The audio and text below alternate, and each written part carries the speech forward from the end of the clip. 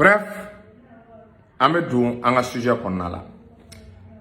Avant kalama Moura rapport pour les campagnes complot international les gars là ben Malikama. A complot international dorete ka Mali to tien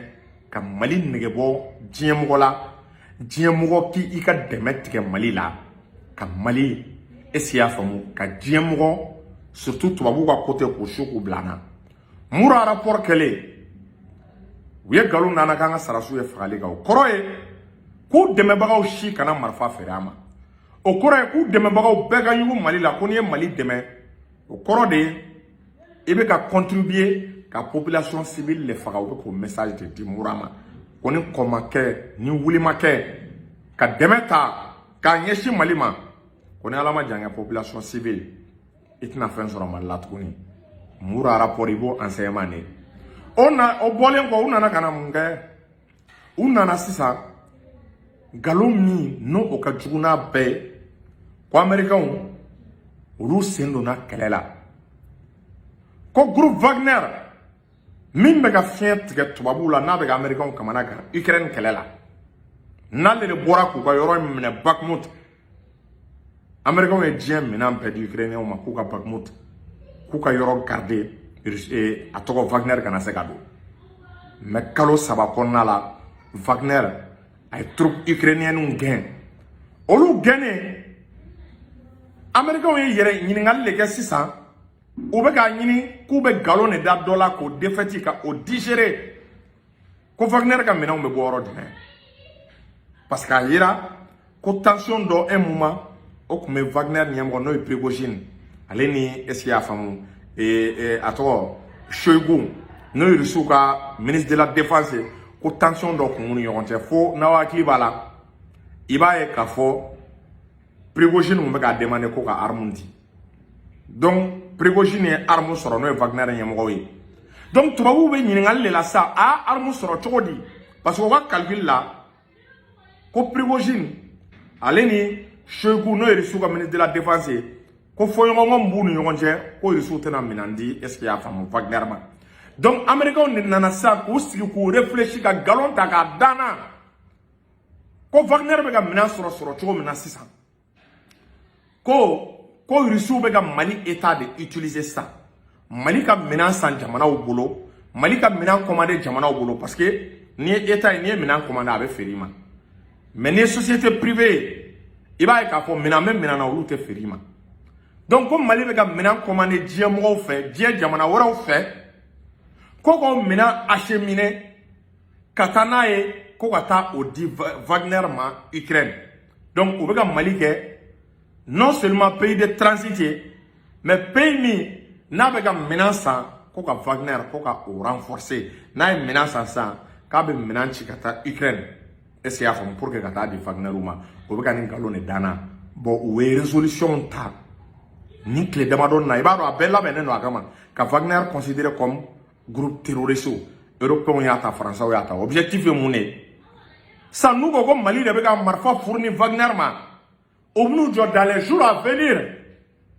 comme Mali irait à l'américain état terroriste américain même Mali classé ou quoi liste noire là liste des pays encourageant le terrorisme fournissant le terrorisme non kera on va commencer à ça, à démontrer que FMI, Banque mondiale, on va commencer à démontrer Ghana. On va commencer à Djanfal là, Ankama. On va commencer à faire du coup, un plan du coup, au lab Ankama. Donc, objectif de doré à long terme. Oui, Sarah Michel Torotien Jom, Karafi Torotien Jom, quand intervention ou comment, on va kobu konon bi, kaken malila. Mawaki tigil tourné à ma main. Ou ko américain kelo ko Wagner nanani minando ye ko système de défense anti-aérien do Mali kono ko avion civil no avion de transport we ko lu va interdit ko ka Mali sangulo toy ko parce que ko ni minamunu nana ko dono ga minan contrôle be se ka clé la o se ka civil do ga avion o se ka avion de transport do laji anyebe galoina Moura kana ka galo nana ka me ga marfa sa ka ta di Wagner ma Ukraine ko Wagner ka minaw est-ce qu'il y a famu ko minaw no mubolo ko se ka avion de transport ou la an ɲɛ bɛ fɛn bɛɛ bɛ ka labɛn ka galon dɔ c'est à dire ka galon fara ɲɔgɔn kan ka hakiliw lami Europe ka hakiliw lami Amérique ka hakiliw lami diɲɛ kɔnɔ pour que ka i labɛn k'i kɔkɔ ka Mali janfa o bɛ ka janfa in de tracer wa maliyɛnw an bɛ an labɛn ne c'est à dire an kana miiri tout le temps an bɛ labɛnw de fara diɲɛ don o don an bɛ labɛnw de kurakura a bɛɛ tɛ sara seko ye parce que an kana miiri ko minɛn bɛ an bolo walasa k'an ni ninnu tɛ se ka kɛlɛ sinon i b'a ye k'a fɔ tubabuw u ye dɛmɛ sugu bɛɛ kɛ Ukrainiens ma Américains ka dɛmɛ sugu bɛɛ sera yen est ce que i y'a faamu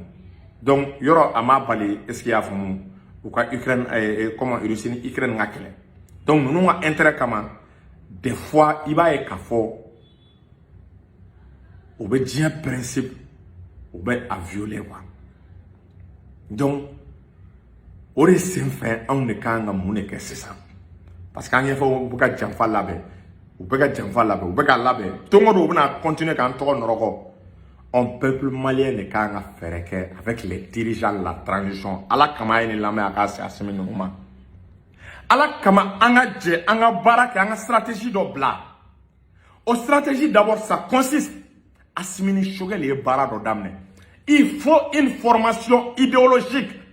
k'a yira an bɛ ka taa sira min kan ka peuple conscientiser ka peuple labɛn psychologiquement ninnu ka janfa kama don min na n'u ye invention kɛ Iran tuma bɛɛ u bɛ exercice de simulation kɛ population ko ka ni Américains y'u attaquer population ka kan ka réagir cogo jumɛn na ka population hakili lamin ka lavage de cerveau kɛ population yɛrɛ ka da halisa davantage Assimi ninnu bɛ kɛlɛ min na Choguel ninnu bɛ kɛlɛ min na Karl Marx b'a fɔ ko quand les idées gagnent les gens elles se transforment en force matérielle ni hakilina donna mɔgɔw la u bɛ wuli ka kɛwale ka baara ka sabati donc o senfɛ an ka formation idéologique la accent bɛ kɛ formation patriotique ka i n'a fɔ Modibo Keyita ka temps na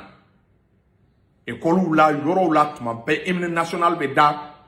Modibo Keyita ka temps na dɔnkili minnu tun bɛ da min bɛ faso kanu nɛgɛ don mɔgɔw la o dɔnkili ninnu kana bila sur le devant de la scène maliyɛnw ka kɛ u faso fɛ intervention bɔra yɔrɔ o yɔrɔ maliyɛnw de ka kɛ bouclier ye mɔgɔ si kana tɛmɛ est-ce que i y'a faamu n'i y'a ye Modibo Keyita sera ka mara kɛ a ye mɔgɔw hakili de lamin psychologiquement ni mɔgɔw hakili lamina psychologiquement wallahi hali ni k'u ka taa baara kɛ fu u bɛ a kɛ wa u t'u ka jamana labila u t'u faso labila a ye taa Corée du Nord ta k'a lajɛ u ye population hakili labɛn de ka population hakili lamin o tɛ se ka kɛ fo État ani bi activistes ani mouvement leaders an ka fara ɲɔgɔn kan ka stratégie dɔ de labɛn doctrine Assimi ka doctrine ani Choguel ye doctrine min labɛn n'u bɛ fɛ ka Mali mara n'a ye a doctrine an ka don maliyɛnw kunna maliyɛn tɛ namaratɔ ye maliyɛn tɛ kalabanci ye maliyɛn ye baarakɛla de ye maliyɛn bɛ kalan kɛ ni maliyɛn donna ko o ko la a b'a ɲini ka k'a meilleur ye maliyɛn b'i sen da Modibo Keyita sen da nɔ de la maliyɛn tɛ sɔn jɔnmaya ma maliyɛn bɛ saya kɔrɔ dɔn malo ye avec c'est-à-dire ka slogan dɔ ɲini ka discours dɔ ɲini autour n bɔra ka nin hakilina minnu fɔ ka population hakili lamin psychologiquement de temps en temps population yɛrɛ ka bɔ ka démonstration kɛ don min na ni tubabuw nana bi an kan an bɛna réagir cogo jumɛn na n'an sera ka population labɛn ta a b'a dɔn ko assurance tɛ nin de bɔ quoi ka jama ni ye jama c'est à dire jama armé psychologiquement u ka jugu ni missile ye bilahi Américains taara Afghanistan intervention kɛ mais u taara sɔrɔ population afghane n'o ye afghanw talibanw u ye population hakili de lamin ta Américains ye jugu de ye ka population hakili lamin Américains u nalen don k'an ka diinɛ bɔ an bolo Américains u nalen don k'an fara tellement que u ye population hakili min Amérique ye 120 de kɛ 20 ans ɲɔgɔn k'a kɛ Afghanistan u ma se ka yɔrɔ minɛ population ma sɔn cɛ diɲɛ marifa bɛɛ mana k'i bolo ni population ma sɔn coopération ma kɛlɛ bɛ tiɲɛ i bolo n'i y'a ye hali Faransi nana opération Serval a ye dɔɔnin kɛ kɛlɛ kɔnɔ parce que o wagati i b'a ye k'a fɔ population kun t'a dɔn min bɛ ka kɛ quoi ni population kun b'a dɔn min bɛ ka kɛ a bɛɛ n'Ala cɛ Faransi kun tɛ na hali n'u kun nana u kun b'u ka minɛn cɛ donc Afghanw y'u ka population hakili de lamin Vietnam fɛnɛ Américains ye intervention min kɛ Vietnam y'u ka population hakili labɛn population b'i bɔ a tɛgɛlankolon k'i jɔ marifa ye k'i jɔ sari ye Américains dabal bana bilaw bola ka bo Vietnam Afghanistan fene Taliban est technique sur beke ou be attentat ou be guérilla ou ke ou clé ma Américains fait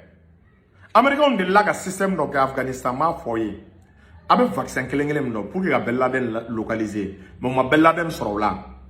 pour que ga do kono tara kubna ménager kubna au vaccin que SIA famu population na donc tora be ga do kono ka vaccin keke faut que ta Ben Laden localisé mais ala que Ben Laden échappé là Ben Laden échappé là Taliban ou sigira ou stratégie du même bon ou tara fo population aider ko vaccin ku kana son ala ko vaccin mi flene ka be ka glani le joli de ko le joli ko de be ka ke vaccin na ni doué le force la main sakaban abo ko kele hamu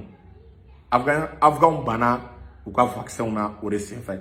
donc nous une stratégie ni tise ka ke tant que on état masque ni me élaborer de ça état semé à partir de là population semé à un niveau et moins ni une stratégie élaborée là on va faire à tout population acclimate la population armée psychologiquement quoi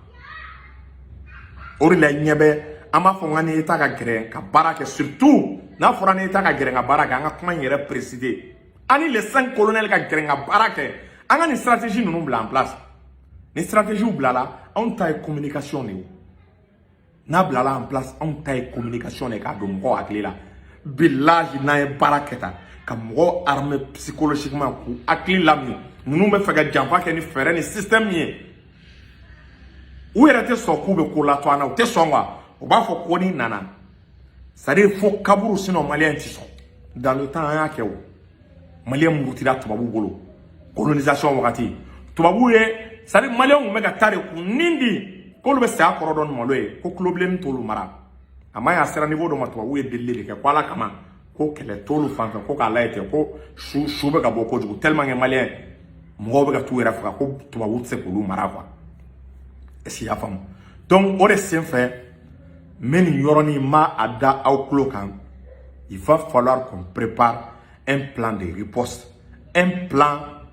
est-ce qu'il y a femme pour armer la population psychologiquement et militairement au Kenya dirigeants et les leaders des mots c'est-à-dire les leaders qui sont influents actuellement qui sont responsables de mouvements qui sont groupe anga mais ateta dana mo munu nu ka patriotisme ngabo che srasu be bedon munu nga patriotisme yere ka bo fo ka dugolo menege uti janfa ke avec constituer ni olude anga ni formation idéologique labe namani labe balmo ama fo amanaye mais duna na tawla amay régime survivant wallahi ameka tien refo anteka mo lasira anteka mo la paniquer Iran tuma be ou exercice de simulation guerre population ko ka ko américain yo ou attaquer Corée du Nord ba ke Cuba ba ke exercice de simulation population ani armée ani dirigeant ben polo di le menyoma an niveau ka population akli de lami ka tubabu ka fait ne bu kuna tubabu ka c'est-à-dire tubabu e doni minge ka akli décoloniser quand il voulait qu'on a patriotisme face au canon Mali potentialité Mali tout du corps nafolo même Mali ben a dit Mali ben a que Mouro Keita ka Mali croyé Mouro Keita Mali mi miri ka conçoit c'est-à-dire aux visions idéologiques a tissé ka kenama ka collaborer collaboration ta on tate warine sa billahi warine te fenyine te c'est-à-dire sigile nyaba la de wo fe kan jamfa tu na mani ke to ya ke olu réussir à tani ni amake mime anye amay eche an la main ko bête et si afamu maintenant il s'agit des 5 colonels la balle dans votre camp o temele ngama fo malien pe sans nana bi mais malien anga bo mboraka americain be ka jamfa mi labe angama u be ka jamfa mi labe mura rapport la ani européen ani jamfa mu menale ni palais des sports ma fa al no ka soro tasuma ne be ka jigi no ka soro sambele ne be ka jigi no ka soro sampere ne be ka jigi nambe faso fe ame asimi fe ame shogel fe amanga armée fe anga armée to ti tien tia anga bo anga ta palais des sports là On a parlé de sport fois alentour. Nama ke jamana ka survie de bala. Nama ke jamana menacé no. Nama ke oban janfa. Beka bo 600. Est-ce qu'il y a famu? Sans nana kana mo décourager. Tché anga sarasu beka mugu de ti. Sans korla la. Anga sarasu o beka bautige. Samia la opération nga gele. Anga sarasu be kele la. Clé blé ngoro. Non ya to ko san nana. Quand on se gabo. Ko parce que ko san nana. Billahi anga sarasu fa ngu janfa. Sarasu sekere. Les militaires au front ou c'est que ou bien quel grand là donc on a parlé de sport fa ko d'accord ni ka ko be force du chemin ne be ga ni organiser mouvement quel faut être ni faire organiser force du chemin mouvement ne fara la nyonga mouvement chama au lieu de fara la nyonga mo kele ton kele mouvement kele atisega ministre la ta mouvement de be fara nyonga ni on est yomne mais donc de faire essayer couper mouvement bon on a mouvement de fara la yonga force du chemin ambola victoire et gloire bola yere wolo bola korema bola est-ce ya famu mouvement fusil mali bola CDM nunu bola a mouvement ngacha fédération temps du Mali nunu bola jama de fara la yonga donc jama de be ka demander kanga bo anata parler de sport là balmo parler de sport be assez de kono amdala kabudu ataka ke omnisport la ataka ke Mamadou Konata ataka ke salle de basket parler de sport afleni a togo boto flemono et amdala kabudu ni serain il be virer i gauche fait ni virer la gauche fait à 100 mètres i droite il be parler de sport yi be ka bo ni rusika drapeau bi bolo li ka drapeau bi bolo anga bo anga tagay wa wele blale me bema mali kono mali koka bekabo l'air est grave l'air est à la mobilisation mais la cause n'est pas perdue. Inch'Allah le Mali vaincra. Nous sommes un peuple résistant, un peuple fier, un peuple engagé. Nous ne laisserons personne, aucune puissance étrangère gâcher notre révolution. La patrie ou la mort nous vaincrons ni à la sona.